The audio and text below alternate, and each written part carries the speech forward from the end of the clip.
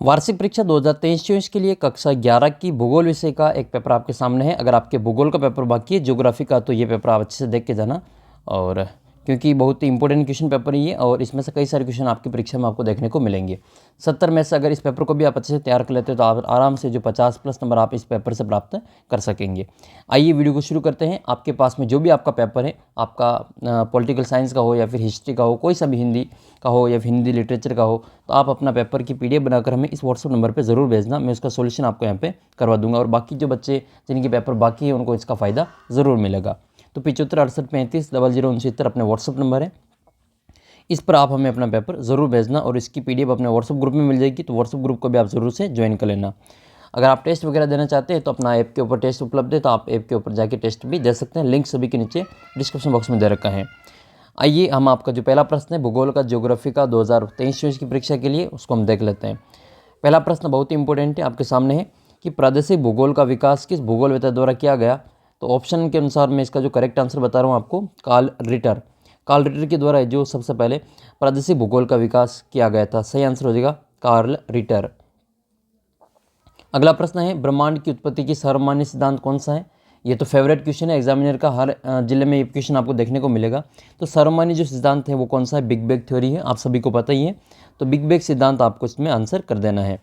Next है वह प्रक्रिया जिसमें जल द्रव से गैस में परिवर्तित हो जाता है, तो उसको हम क्या कहते हैं, वाष्पीकरण कहते हैं, वाष्प हो जाता है। जैसे मान लो तालाब में पानी भरा हुआ है और वो गर्मी के दिनों में जो वाष्प भाप बनकर वो उड़ जाता है, तो वो वाष्पीकरण कहलाता है। इसका उत्तर हम क्या करेंगे, वाष्पीकरण करेंगे। इसके अलावा जो गड़ा होता है, मिट्टी का मटका होता है, उसमें पानी ठंडा रहता है गर्मी के दिनों में, वो वाष्पीकरण के कारण ही रहता है।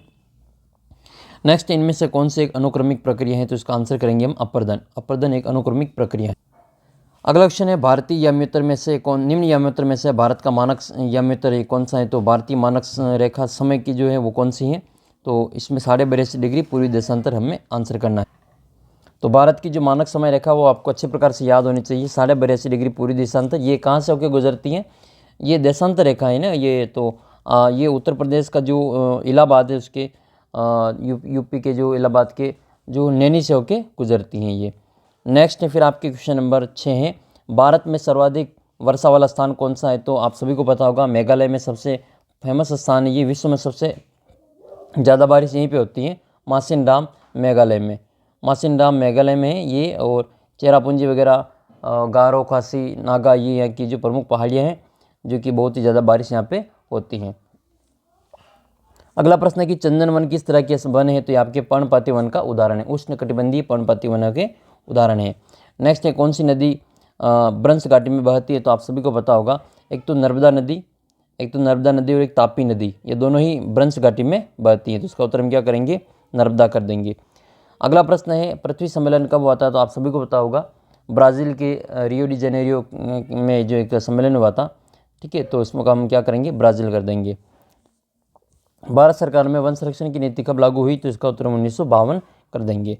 नेक्स्ट है महाद्वीपीय सिद्धांत जो 1912 में प्रस्तावित था, किसने प्रस्तावित किया। तो ये वेगनर के द्वारा प्रस्तावित किया गया था। अगला प्रश्न है ये कि भूकंपीय तीव्रता को किस में मापा जाता है। तो आप सभी को पता होगा, रिक्टर पैमाना या फिर सिस्मोग्राफ के द्वारा इसको मापा जाता है। विश्व का सबसे ऊंचा ज्वार भाटा कहाँ पे, तो खुंडी की द्वीप में ये उत्पन्न होता है। कहाँ पे उत्पन्न होता है, खुंडी की द्वीप में उत्पन्न होता है। इसको अनुभविक व्यक्त किया जा सकता है। नेक्स्ट है फिर सभी पारितंत्रिक में होते हैं, तो जैव और अजैव घटक होते हैं। जैव भी होते हैं और अजैव घटक भी होते हैं, सजीव भी होते हैं और निर्जीव भी होते हैं। नेक्स्ट है अगला प्रश्न ये है कि प्रायद्वीपीय पठार की सबसे ऊंची चोटी कौन सी है। प्रायद्वीपीय पठार की सबसे ऊंची चोटी बतानी आपको। तो सभी को पता होगा, अन्नाई मुड़ी जो है वो प्रायद्वीपीय पठार की या प्रायद्वीपीय भारत की सबसे ऊंची चोटी है, जो कि समुद्र तल से 2695 मीटर की ऊंचाई पे केरल में स्थित है। कहाँ पे, ये केरल में आती हैं। नेक्स्ट है अर्धचंद्राकार बालू के टिब्बों को क्या कहा जाता है। तो आप सभी को पता होगा, अर्धचंद्राकार जो बालू के टिब्बे होते हैं इनको क्या कहा जाता है, बरखान कहा जाता है। क्या कहते हैं इसको, बरखान कहा जाता है, बरखान। नेक्स्ट है अगला प्रश्न है, जिन क्षेत्रों में प्रजातीय विविधता अधिक होती है उन्हें कहते हैं। तो उनको क्या कहा जाता है, तो उनको हम जैव विविधता कहते हैं। नेक्स्ट है आपके, समुद्र पर टोर्नेडो को क्या कहते हैं। तो टोर्नेडो को जो समुद्र में जल स्तंभ कहा जाता है, क्या कहते हैं इसको? जल स्तंभ कहा जाता है। इसका उत्तर लिखेंगे हम जल स्तंभ। समुद्र में जो टोर्नेडो आता है इसका जो नाम है उसको हम जल स्तंभ कहते हैं। नेक्स्ट क्वेश्चन फिर आपका, डेल्टाई क्षेत्रों में किस प्रकार के वन मिलते हैं? तो डेल्टाई जो वन होते हैं, क्षेत्र होते हैं, इसमें आपके ज्वारी वन भी कह सकते हैं इनको हम, ज्वारीय वन कह सकते हैं, या सदाबहार मैंग्रोव वन भी इनको कहा जा सकता है, जो कि आपके डेल्टाई क्षेत्रों में उगते हैं। अगला प्रश्न आपका ये है, रिक्त स्थान की पूर्ति करनी, अति लघुतरात्मक है कि GSI का आपको पूरा नाम बताना है। GSI नहीं, GIS है ना, तो GSI का पूरा नाम क्या होता है? Geographic information system. क्या पूरा नाम होता है इसका? जियोग्राफिक इंफॉर्मेशन सिस्टम होता है, ये इसका पूरा नाम है। अगला प्रश्न है, ताप प्रवणता क्या है? ताप प्रवणता के बारे में आप बताना है कि ताप प्रवणता क्या होती है? वह सीमा क्षेत्र जहाँ पर ताप में तीव्र गिरावट आती है उसको हम ताप प्रवणता कहते हैं। और महासागरीय सागर में सतही और गहरी परतों के बीच जो जल के बीच जो विभाजक रेखा होती है समुद्र में, जो वहीं से तापमान जो गिरने लगता है। अगला प्रश्न है, मानसून प्रस्फोटन किसे कहते हैं? तो मानसून प्रस्फोटन की जो परिभाषा आपको यहाँ पे लिखनी है। नेक्स्ट है, एल्बिडो किसे कहते हैं? एल्कोलिथ किसे कहा जाता है? ये सभी इनके जो आपको नाम है जो अपनी किताब में सही प्रकार से देख के बताना है। और अगला है आपके ITCZ, इसका परिभाषा लिखनी। नेक्स्ट क्वेश्चन फिर आपकी ये, इसमें आपको सामाजिक वानिकी का परिभाषा बतानी है, अपसौर और उपसौर की परिभाषा लिखनी है। BWH किस प्रकार की जलवायु है और विश्व का सबसे बड़ा सेल्फ कौन सा है? तो ये आपके एक नंबर के क्वेश्चन है। फिर आपके लघुतरात्मक क्वेश्चन है, पश्चिमी तटीय मैदान पर कोई डेल्टाई क्यों नहीं है? अक्षय किसे कहते हैं? कितने प्रकार का होता है? वे कारक जो पृथ्वी के तापमान पे वितरण को प्रभावित करते हैं, नाम लिखना है इनका। स्थल समीर और समुद्र समीर में अंतर लिखना है। नदी द्रोणी और जल संभर में अंतर स्पष्ट कीजिए। भारत की नदियों को आपस में जोड़ने के लिए सामाजिक आर्थिक लाभ के नाम लिखने, क्या लाभ है वो वर्णन करना है। भूगोल क्या है? भूगोल की प्रमुख शाखाएं कौन सी है? नाम लिखना है। महासागरीय लवणता को प्रभावित करने वाले कारक बताएं। नेक्स्ट फिर आपकी भूमध्य सागरीय जलवायु की संक्षिप्त टिप्पणी लिखनी है, वायुमंडलीय संरचना में समझानी है। और जैव विविधता से क्या अभिप्राय है? जैव विविधता के स्त्रों को संक्षिप्त में बताइए। मानसूनी वन कितने प्रकार के होते हैं? संक्षिप्त टिप्पणी लिखनी है। और अगला क्वेश्चन ये कि ज्वार भाटा से क्या अभिप्राय है? ज्वार भाटों के प्रकार का वर्णन करना है और टिप्पणी लिखनी है। नदी विसर्प है, सेलेक्टाइड और मैग्नेटाइड है।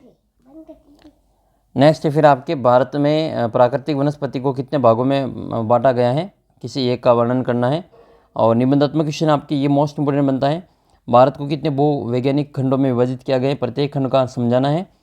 या फिर इसके अथवा में आपको लिखना है, भारत में प्रमुख प्राकृतिक आपदाओं के नाम और किसी एक का वर्णन करना है।